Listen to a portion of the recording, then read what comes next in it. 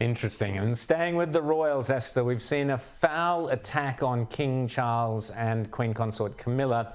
Eggs being thrown at the pair.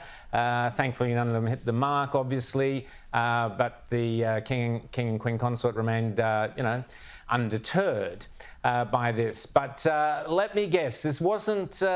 This would have been what? Slavery? What was the protest? Yep. Why were they attacking poor old King Charles?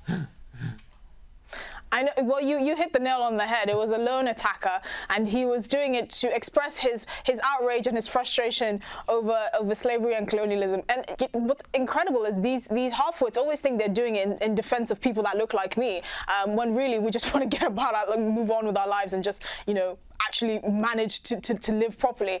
But the thing is, it was very impressive how King Charles handled it. He didn't seem fazed at all. He just slightly moved aside, and I think he when you've been in a role, a very public role like he's been for his entire life, he expects that some people will have some grievances with him, even though they're completely misplaced. And he handled himself very, very well. And obviously the attacker looked just completely ridiculous and inconsequential.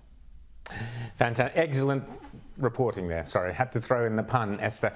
Tell us about, we've spoken about Liz Truss. Obviously, she lasted, only a few episodes of this show. How is Rishi Sunak faring at the moment? Are the public warming to him? What's the state of play there? Is he going to last, or is someone else waiting in the wings? Is Boris going to pop back? What's the latest in British politics there? Well, unfortunately, Rishi looks like he is going to last because quite clearly there's just no one to follow him, basically.